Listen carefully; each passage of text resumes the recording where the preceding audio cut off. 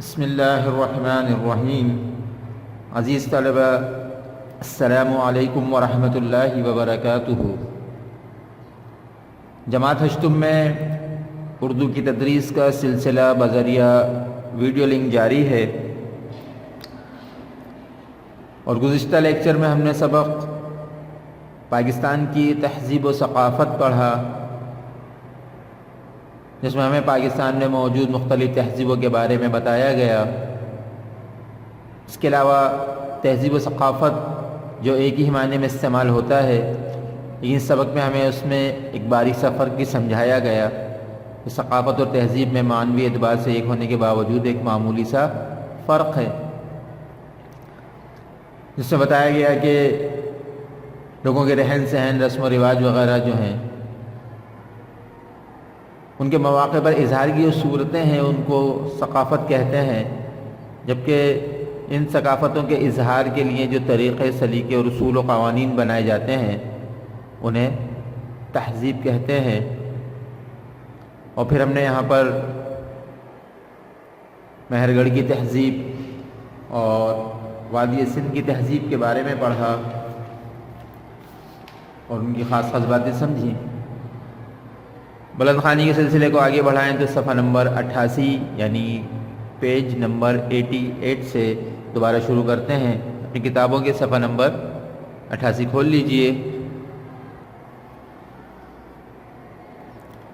صفحہ نمبر 88 کے دوسرے پیراگراف سے شروع کرتے ہیں۔ بسم اللہ الرحمن الرحیم۔ گندھارا اور بدھ مت کی تہذیبیں، ان کے بارے میں فرماتے ہیں کہ یہ تہذیبیں پاکستان کے شمالی علاقوں میں پروان چڑھیں۔ ان علاقوں کی تہذیبی روایت پر یونانی تہذیب کا اثر نظر آتا ہے، یعنی جس تہذیب کا تعلق یونان سے ہو۔ گندھارا تہذیب کا مرکز ٹیکسلا کا مضافاتی علاقہ ہے۔ مضافاتی کے معنی ہم نے سمجھے کہ شہروں کے ساتھ جو گاؤں دیہات وغیرہ چھوٹے علاقے ہوتے ہیں ان کو مضافات کہا جاتا ہے۔ اس مقام پر حکومت پاکستان نے ایک عجائب گھر قائم کر دیا ہے۔ عجائب گھر آپ سمجھتے ہیں کس کو کہتے ہیں؟ جی شاباش، میوزیم کو کہا جاتا ہے، جس میں عجیب و غریب اور نادر اشیاء رکھی جاتی ہیں۔ اس عجائب گھر میں گندھارا تہذیب کی باقیات رکھی گئی ہیں، یعنی اس تہذیب کی جو باقی رہ جانے والی یا بچ جانے والی چیزیں ہیں ان کو یہاں پہ محفوظ کر لیا گیا ہے، جس سے ان کی تہذیب کے بارے میں ہمیں پتہ چلتا ہے۔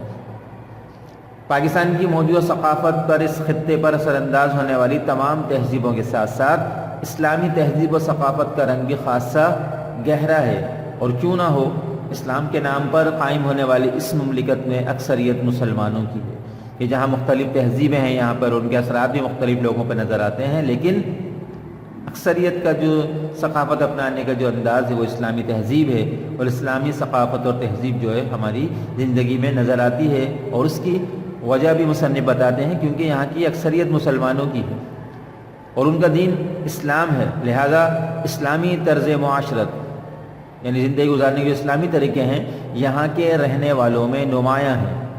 اصول و قوانین اور ضابطے اسلامی احکامات کی روشنی میں بنائے گئے، یعنی پاکستان کا جو آئین بنایا گیا ہے، دستور بنایا گیا ہے، اس میں یہ بات موجود ہے کہ قرآن و حدیث جو ہے اس کا سپریم لا ہوگا ہمیشہ، اور تمام قوانین قرآن و سنت کی روشنی میں بنائے جائیں گے۔ کوئی بھی ایسا قانون جو قرآن و حدیث کی تعلیمات سے متصادم ہو کبھی بھی اس کو پاکستان میں بننے نہیں دیا جائے گا۔ پاکستان کے رسم و رواج سادہ اور اپنے اپنے علاقوں کے رنگ میں رنگے ہوئے ہیں۔ پاکستان کی قومی زبان اردو ہے، اور یہ زبان قومی وحدت کی خوبی رکھنے کے سبب تمام لوگوں کو آپس میں جوڑے ہوئے بھی ہے۔ قومی زبان بھی ہماری اردو ہے، اور تمام صوبوں میں رہنے والے لوگ بآسانی اس کو سمجھ لیتے ہیں، بول لیتے ہیں، اس لیے یہ لوگوں کو رابطے کا ایک آسان ذریعہ ہے، اور اس لیے سے آپس میں ایک محبت اور ایک تعلق بھی قائم ہے۔ بڑے سے بڑے اور چھوٹے سے چھوٹے علاقے میں بولی اور سمجھی جاتی ہے یہ زبان۔ پاکستان کی دیگر زبانوں میں پنجابی، سندھی، پشتو، بلوچی، سرائکی، ہند کو گجراتی، براہوی اور بروہی شامل ہیں۔ ان زبانوں سے ہر علاقے کی انفرادی پہچان قائم ہوتی ہے۔ کچھ زبانوں سے پہچان بھی قائم ہوتی ہے نا، جیسے اگر پنجابی زبان ہے تو پنجاب میں رہنے والے لوگ پنجابی زبان بولتے ہیں، اس کے علاوہ دیگر زبانیں بھی بولی جاتی ہیں۔ اسی طرح خیبر پختونخوا میں، پشاور میں، سرحد کے علاقوں میں پشتو زبان بولی جاتی ہے۔ اس طرح اندرون سندھ میں سندھی زبان بولی جاتی ہے، جو ہمارے علاقوں کے اعتبار سے بھی پہچان کو قائم کرتی ہے۔ پاکستان کا قومی لباس شلوار قمیض ہے، جو اکثریت کا پہناوا، یعنی اکثر لوگ اس کو پہنتے ہیں، مگر ہر صوبے میں الگ الگ لباس پر ٹوپی اور چادر کے استعمال سے علاقائی شناخت بھی نظر آتی ہے۔ یہ شلوار قمیض تو تمام صوبوں میں پہنی جاتی ہیں، لیکن مخصوص کچھ چادریں اور کچھ ٹوپیوں کے انداز اس طرح کے کہ ہمیں اس کے پہننے سے صوبوں کی پہچان ہو جاتی ہے کہ سندھ میں رہنے والوں جو سندھی ٹوپی پہنتے ہیں، پنجاب میں رہنے والے اکثر رومال باندھ لیتے ہیں۔ اس طرح صوبوں کی پہچان ان کی ٹوپیوں اور ان کی چادروں سے بھی ہوتی ہے۔ پھر اس کے بعد بتا دیں کہ بزرگان دین، بزرگ کی جمع بزرگان، بزرگان دین کے عرس کے موقع پہ، عرس کیا ہوتا ہے؟ سالانہ تہوار ہوتے ہیں مزاروں وغیرہ پہ، ان کے موقعوں پر جو میلے لگائے جاتے ہیں، ان میں علاقائی شناختی ثقافتی اشیاء کی فروخت کے علاوہ کھیل اور تماشوں کے ذریعے بچوں اور بڑوں کو سستی تفریح بھی فراہم کی جاتی ہے۔ یہ بات بھی عجیب ہے کہ بزرگان دین کے نام پہ جو جگہیں بنائی گئی ہیں، ان پہ یہ بتاتے ہیں کہ وہاں پہ میلے لگائے جاتے ہیں، یعنی تفریحاں ہوتی ہیں، جبکہ قبریں جو ہیں وہ تفریح کی جگہ نہیں ہیں، وہ عبرت کی جگہ ہے، لیکن ایک مذاق ہے۔ تو خود بتاتے ہیں کہ یہ بزرگان دین کے عرس کے موقع پر جو میلے لگائے جاتے ہیں، ان میں علاقائی ثقافتی اشیاء کی فروخت کے علاوہ کھیل اور تماشوں کے ذریعے بچوں کو سستی تفریح فراہم کی جاتی ہے۔ خود سوچنے کی بات ہے، کیا قبریں اس لیے بنائی گئی ہیں کہ وہاں پہ لوگوں کو تفریح فراہم کی جائے، کھیل تماشے ہوں؟ یقیناً نہیں ہیں۔ باقی آپ سمجھدار ہیں۔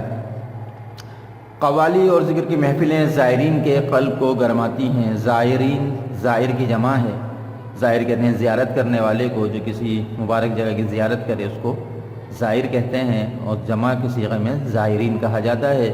قلب کو گرمانا معنی ہم نے پڑھے تھے، یعنی جوش بڑھانے کے معنی میں استعمال ہوتا ہے، یہ محاورہ ہے۔ ان عرصوں میں لوگ ہزاروں کی تعداد میں شریک ہوتے ہیں۔ خیر، یہ بھی پاکستان کی ثقافت کا ایک حصہ ہے۔ اس کے بعد بتا دیں کہ پاکستان کے اندر جو دیگر کھیلوں کے اعتبار سے ثقافتی پہچان ہے، اس میں بتا دیں کہ ہاکی پاکستان کا قومی کھیل ہے، مگر کرکٹ یہاں سب سے زیادہ کھیلا جانا اور دیکھا جانے والا کھیل ہے۔ محلوں اور بستیوں کی سطح پر کشتی، ملاکھڑو، کبڈی، گلی ڈنڈا اور تیراکی اور زور آزمائی کے مقابلے دیکھنے میں آتے ہیں۔ پیدائش اور اموات پر، موت کی جمع اموات، یعنی خوشی اور پیدائش اور موت کے موقعوں پر بھی پاکستان میں مختلف رسم و رواج نظر آتے ہیں۔ بچے کی پیدائش پر مختلف انداز سے خوشی کا اظہار کیا جاتا ہے۔ عقیقہ گو کہ خالص اسلامی رسم ہے، مگر اس پر بھی علاقائی چھاپ گہری ہے، یعنی عقیقہ تو کیا جاتا ہے لیکن اس کے اندر کچھ علاقائی طور پہ کچھ مزید اضافے بھی کر لیے جاتے ہیں۔ عزیز و اقارب اور دور نزدیک کے رشتہ دار اور احباب ان مواقع پر مبارکباد دینے آتے ہیں۔ اس طرح کسی کی موت پر پڑوسی اور محلے، جاننے والے اور عزیز و اقارب پرسے اور تعزیت کے لیے آتے ہیں۔ پرسے مطلب کہ تعزیت ہی ہوتا ہے جو کسی مرنے والے کے پاس جا کے کیا جاتی ہے، تعزیت پرسہ بھی اسی کو کہتے ہیں۔ تو پرسے اور تعزیت کے لیے آتے ہیں، دل جوئی کرتے ہیں، یعنی حوصلہ بڑھاتے ہیں، صبر اور حوصلے کی تلقین کرتے ہیں اور دعائے مغفرت کرتے ہیں۔ پھر آخری پیراگراف میں بتاتے ہیں کہ پاکستان میں اسلامی ثقافت کا رنگ گہرا ضرور ہے، مگر اس پر دوسری تہذیبوں کے اثرات بھی دیکھنے میں آتے ہیں، خاص طور پر شہری علاقے مغربی اور پڑوسی ملکوں کے رنگ میں رنگتے جا رہے ہیں، جس کی وجہ سے وہ اپنی پہچان کھوتے جا رہے ہیں، جو کسی بھی طرح مناسب نہیں۔ ہر قوم کی اپنی ایک تہذیب ہوتی ہے، وہ اس کی پہچان قائم کرتی ہے۔ زندہ اور باشعور قومیں اپنے ثقافتی ورثے کی حفاظت کرتی ہیں، اپنی روایت کو کبھی فراموش نہیں کرتی، یعنی بھلاتی نہیں ہیں۔ ہمیں اپنی پہچان قائم رکھنے اور اپنی قدروں کو زندہ رکھنے کے لیے مغربی اور پڑوسی ملکوں سے آئی ہوئی ثقافت و تہذیب کی یلغار کا مقابلہ کرنا ہوگا۔ اپنی تہذیب و ثقافت کو اپنے آج کے لیے اور آنے والے کل کے لیے بچانا ہوگا۔ یہ بات بہت اہم ہے کہ جس طرح یہ ماننا کہ ہمارا ملک ایک اسلامی ملک ہے اور ہمارا تعلق اسلام سے ہے، ہماری اپنی ایک ثقافت ہے، ہماری ایک تہذیب ہے اسلامی، لیکن اس کے باوجود ایک طبقہ ہمیں یہ ایسا بھی نظر آتا ہے جو مغربی تہذیب کے رنگ میں رنگ چکا ہے، اس کا لباس، اس کی وضاقت انگریزوں جیسی ہے، وہ دیگر مذاہب کے لوگوں کو، دیگر قوموں کو، دیگر ملکوں کے رہنے والوں کے انداز زندگی کو اپناتے ہیں جو کہ کسی بھی طرح مناسب نہیں ہے۔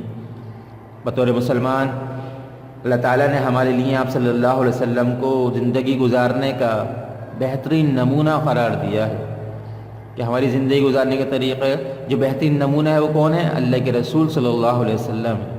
ہماری زندگی وضاقت کے اعتبار سے اور معاملات کے اعتبار سے ایسی ہی ہونی چاہیے جیسے اللہ کے رسول ہمیں سکھا کے اور بتا کے گئے ہیں۔ یقیناً اسی میں دنیا اور آخرت کی کامیابی ہے۔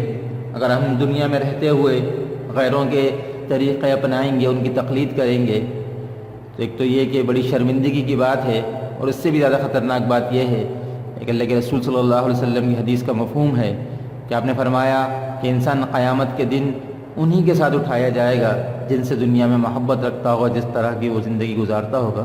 یقیناً اگر ہم انگریزوں کی نقالی کریں گے، انگریزوں کی وضاقت اپنائیں گے، اس کا مطلب یہی ہوا کہ ہمیں ان سے محبت ہے، جبھی تو ان کے طریقے اپناتے ہیں۔ اگر ہم حقیقت میں اللہ کے رسول صلی اللہ علیہ وسلم سے محبت کریں گے تو ہماری زندگی میں اللہ کے رسول صلی اللہ علیہ وسلم کے طریقے آئیں گے۔ یہ بات بڑی اہم ہے، سمجھنے کی اور عمل کرنے کی ہے۔ اللہ تعالی ہمیں اس پہ عمل کرنے کی توفیق عطا فرمائے۔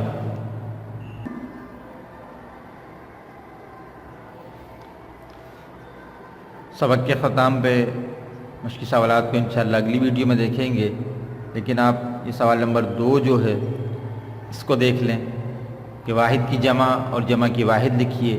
کچھ الفاظ دیے گئے ہیں جو آسان ہیں، یقیناً ان کے واحد جمع آپ بنا سکتے ہیں، جیسے قانون ہے، آثار، مراکز، ذخیرہ، آلہ اور زائر۔ اس کے 2 کالم بنا لیں گے واحد اور جمع کے، اس طرح ہم بناتے ہیں، اور تمام واحد الفاظ ایک طرف لکھ دیں گے اور جو اس میں جمع ہے ان کو ایک طرف لکھ دیں گے۔ پھر جو واحد ہے ان کی جمع اور جمع جو ہے ان کے واحد الفاظ تلاش کر کے لکھ لیں گے، جیسے میں نے بورڈ پہ بنا ہے، ادھر دیکھ لیں۔ بورڈ پہ دیکھیں، اس طرح ہم نے 2 کالم بنا لیے، واحد اور ایک جمع کا۔ قانون واحد لفظ ہے، آثار اور مراکز جمع کے ہیں، اس کو ہم نے جمع کے کالم میں لکھ دیے یہ 2 الفاظ۔ اس کے بعد ذخیرہ، آلہ اور زائر یہ واحد الفاظ ہیں، تو یہ اس ترتیب سے آپ بنا لیں گے۔ پھر جو قانون ہے اس کی جمع کیا ہے اور آثار کی واحد کیا ہے، اس طرح یہ سوال آپ کا مکمل ہو جائے گا۔ یہی آپ کی ڈائری ہے کہ سوال نمبر 2 کا جواب تحریر کریں، باقی سوالات کو انشاءاللہ دوسرے لیکچر میں سمجھیں گے۔ ڈائری نوٹ فرما لیں، سوال نمبر 2 کا جواب تحریر کریں۔ دوسری ویڈیو تک کے لیے اجازت۔ السلام علیکم ورحمۃ اللہ وبرکاتہ۔